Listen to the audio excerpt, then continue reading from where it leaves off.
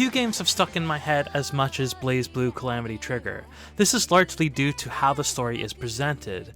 To me, fighting game stories of old have been pretty hard to follow. Soul Calibur, for example, largely only had entry and exit text that gave characters motive or background, and then what happened after the events of the game, without ever truly revealing a clear canonical end.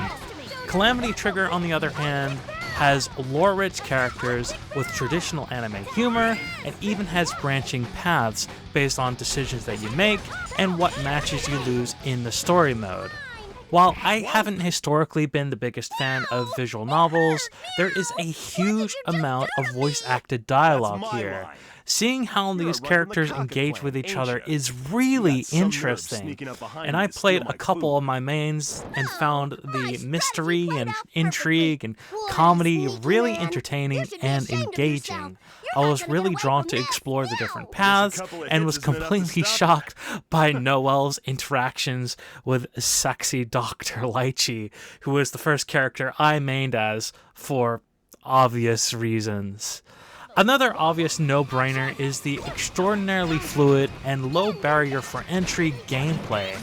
Prior to this, I had played Street Fighter 4, but this was my first big help in actually leveling up my 2D fighter skill. Characters have a solid amount of variety and feel, and much like the story, the gameplay encourages you to not only experiment with characters, but use specific characters if you want to practice specific techniques, which is a huge factor to my skill development. For example, Noelle is a great character to play if you like quick characters. Her handling encourages you to use combos by pressing attack buttons in order of strength from weakest to strongest. This flows into the special ability, which you then press in the same order, and then can engage in a special move, or potentially extend the combo as long as possible.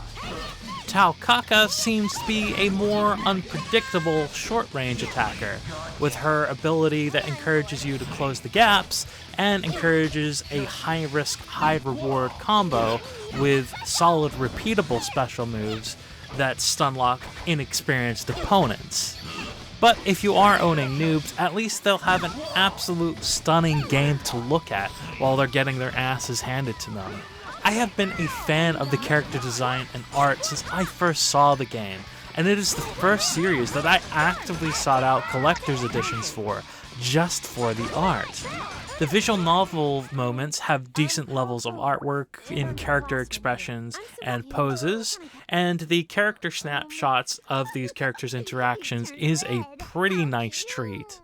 The arenas are also shockingly solid for a 7th generation game, and much better than I remember through my majority of the experience on the Xbox 360.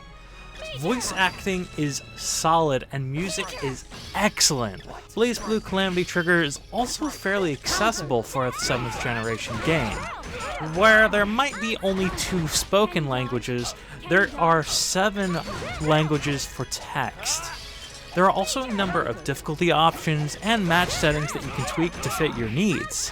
The controls are fully remappable on both controller and keyboard, and there are also accessible friendly combo options that you can perform simply by pressing a direction on the analog stick, which can help those with limited mobility or help make newer players a little bit more competitive. Blazblue Calamity Trigger also has a reasonable amount of convenience too.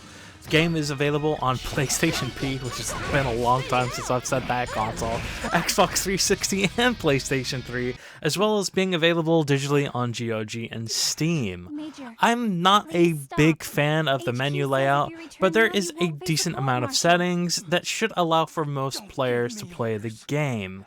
I did encounter some issues getting it to launch when I initially installed it on my newest PC, but I did find a fix in the Steam forums and haven't really experienced any other issues or bugs in the game. There are some complaints online about how the file size of the PC version is bigger than the 7th generation version, but you can fix this if you follow the right guides. My biggest personal issues, however, is the fact that the intro song doesn't change volume after you change the in-game volume settings, which can be really annoying if you launch the game and then it's just blaring, and then a second later it's just like really freaking quiet. I also think that the training settings needed a little bit more work. Now, they are very close to what you want and can expect from modern fighters. However, it is a little bit of a skill issue on my end because I'm a analog stick pleb, and the analog stick click also triggers the dummy, so I keep on triggering the dummy really I just do it all the time, and it's kind of annoying. But all in all, I do think that Blazblue Calamity Trigger is a really good time, and feel that it set a pretty high bar for fighting games that followed. The story quality and game flow are still amongst the best I've seen, and are standards that I compare new games to. While it does have some issues due to its age, it is still a fairly solid experience, and earns a must-play on the A scale. But let me know what you think down in the comments below. Check out my last review on Stray and consider subscribing.